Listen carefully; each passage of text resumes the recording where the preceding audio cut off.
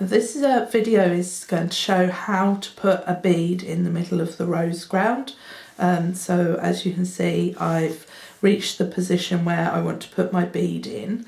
Now I always use a Lazy Susan, and it's got a bent needle put into the body of the Lazy Susan. The tip of the needle has been cut off, so it sits in there neatly.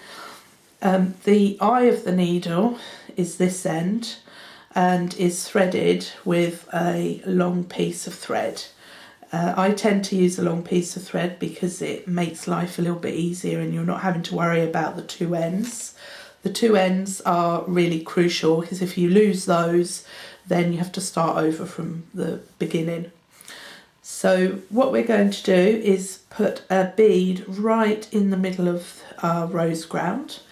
And I have reached the position and I'm ready to do that. Before I do that, I'm just going to show you, I've got my bead, and as you can see, because it's a needle, the bead fits neatly on my Lazy Susan. I'd have to have a very small crochet hook to fit a crochet hook through that bead.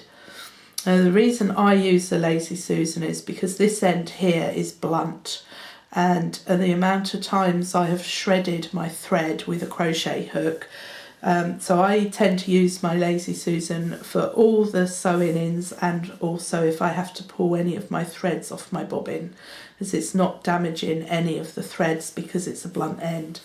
Whereas if you had a pin, you run the risk of running through the thread and it's likely to break. Okay. This is a diagram of the rose ground. Generally it will have 4 lines joining it like this one, or occasionally it will have a square in the middle that signifies a rose ground. The rose ground is made with 4 pairs, 2 from the left and 2 from the right. And I usually consider it being made in 3 sections. So if you imagine there's 2 pairs, one here and one here from the left, and one here and one here from the right. Before you even put any pins in, the first thing you're going to do is a cross stitch and twist with the 2 left hand pairs, and that's signified here with this green X. You're then going to do cross stitch and twist with the 2 right hand pairs, and that's signified here with the X. And this pinches the threads together and it makes the corners of your square, because rose ground becomes a square with a circle in the middle. Now once you've done that, that's your first section and nothing gets pinned up on that, so that will become a bit strange not pinning up when you're told generally to pin up, but it's just going to sit there, that stitch. Then you're going to start with your pins, so we work them in order 1, 2, 3, 4. Now sometimes you might feel more comfortable going to this side first, in which case it will be 1, 2, 3, 4. It doesn't matter which side you go, left or right first. This is going to be a personal preference, and that might sound odd, but you'll find that in your lace you generally go in one direction and feel more comfortable in that direction than in the other direction.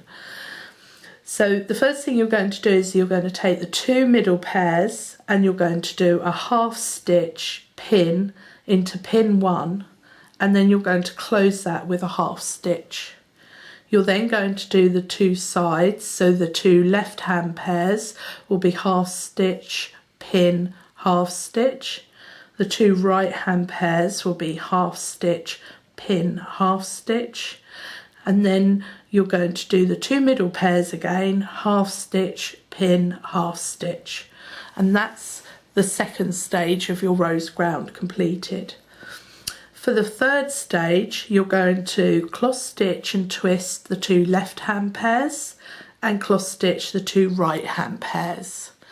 Now just a word of warning, if you have stitches underneath, quite often you'll have a ground stitch underneath this cross stitch and twist, come down and do both of those one after the other, because if you do that one, then go off and come back to this pin, because you've got this cross stitch and twist here, it looks like you've already worked the stitch, but you haven't, because that cross stitch and twist is part of this rose ground, not this. So it's quite easy to pick up the wrong pairs and make the stitch with the wrong pairs, which will then move all your pairs up by one, and you'll end up with slants. So, and the same on this side. Make sure whenever you're dealing with a rose ground to do these 2 pins one after the other straight away. Don't go off and do one and then leave the other one until later, because believe me, you won't be able to see whether the pair's been worked easily or not. I'm going to show you how you do your rose ground. Now you can't see my bobbins, but you will be able to see up close. So the first thing I'm going to do is take the 2 left hand bobbins and cross stitch and twist, or as some people say, hole stitch. I'm now going to take the 2 right hand pairs and do the same again, cross stitch and twist. So that's my first stage. Now these stitches don't get pinned up at all. They're just going to sit in between this space here and here. And now I'm going to do the pins. So this is pin 1, 2, 3, 4. So we're going to do pin 1 first. So with the 2 middle pairs, half stitch, pin, close that with a half stitch. Now we're going to do the 2 left hand pairs, half stitch, pin, close with a half stitch. 2 right hand pairs, half stitch, pin, close with a half stitch. And finally the 2 middle pairs again, half stitch, pin, half stitch. So I'm going to zoom out and do that again so you can actually see the movement of the bobbins. Right, so I've zoomed out and you'll now see the movement of the bobbins. So these are my 2 right hand pairs and these are my 2 left hand pairs. They're hanging off my pillow a little bit, which is going to make it a little bit awkward, but you will see how it all puts together. So the first thing we're going to do is cross stitch and twist the 2 left hand pairs, cross stitch and twist the 2 right hand pairs. So that's our first stage done, but we haven't put any pins in yet. Now we're going to do pin 1, half stitch,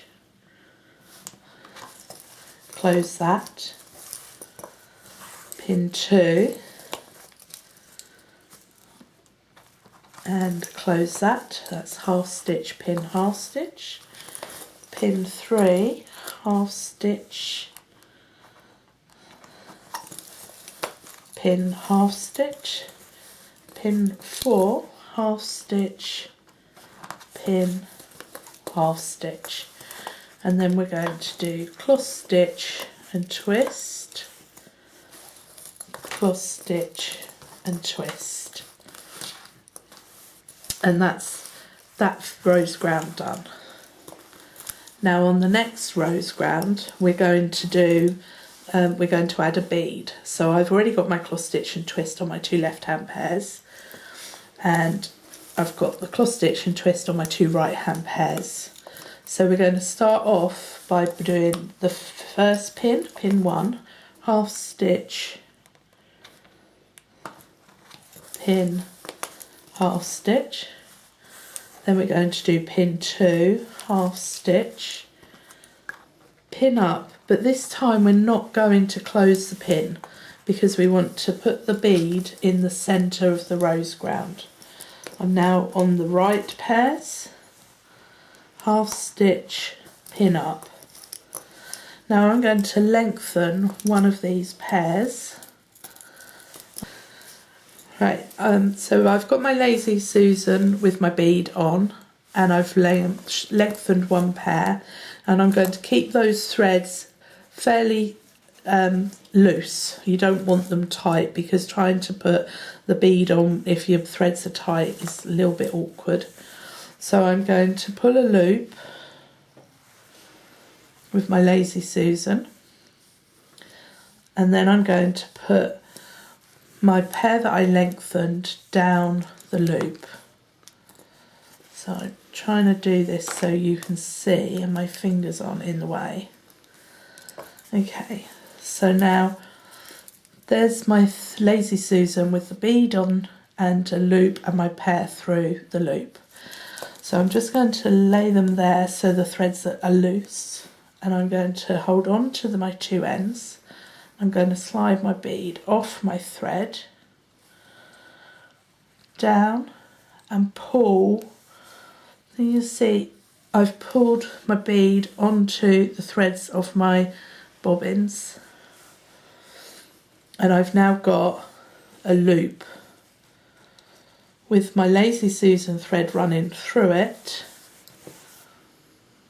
and the bead is now on those two pairs.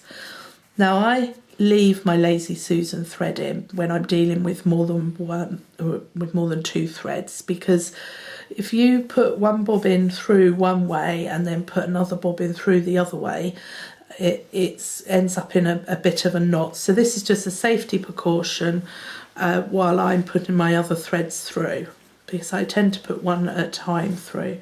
So I'm going to take one of my bobbins from the right hand pair, put it through the loop. Now I'm going to do the same with the other bobbin. Oh. So now I have my loop with my two threads running through, and they're both going in the same direction. So I can take out my Lazy Susan thread, and now I'm just going to pull up the bead. It slides into place, and I've got one twist on that thread already, and I've got a twist on that one. So both pairs have got a twist on them. This is a point where you can wind your threads back up.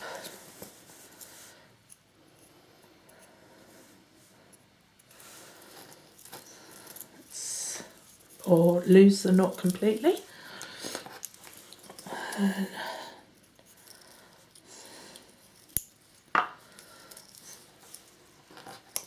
And what you're going to do now is you're going to close the left hand pin, close the right hand pin. You'll then do half stitch, pin, half stitch with the two middle pairs again. And then to finish off your rose ground, third section is to do your cross stitch and twist. So I've got one more rose ground to do, and I'm going to zoom in so you can actually see where I'm putting the pins and where the bead goes. So we've got a little bit closer to the lace, so hopefully you'll be able to see it. Let me just sit that thread down. Right, so I've already done my cross stitch and twist on my two left hand pairs. My two right hand pairs have it already. So I'm going straight into my half stitch, pin, half stitch. So that's pin one, and I'm closing this. Half stitch the two left hand pairs, but I'm leaving that open. I'm now half stitching the two right hand pairs, and again leaving it open. Now lengthen one pair of your bobbins off. So, and we're making a loop with our Lazy Susan, making sure the bead stays on there. and I'm going to put the lengthened pair through that loop.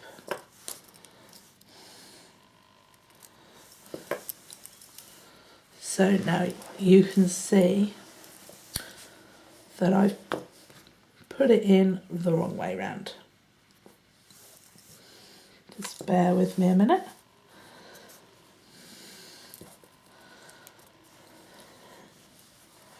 Right.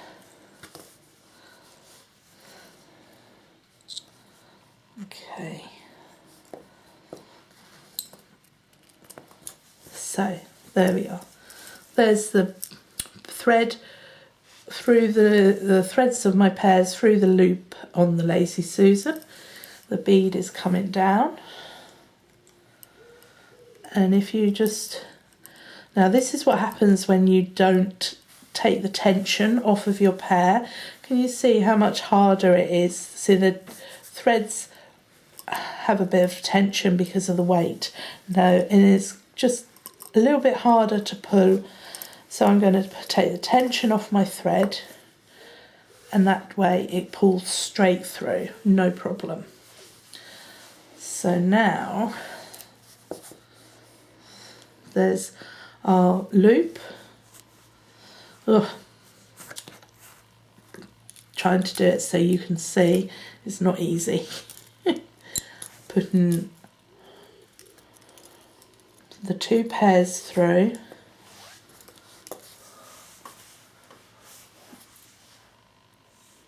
So there you can see the threads. If I hold the threads up, you can see they're going through. Okay, I can take the Lazy Susan out, pull the threads down, and then pull up, and the bead slides in. Now these, if you can see, these don't look like they've got a twist on them. So I'm just going to put a twist back on.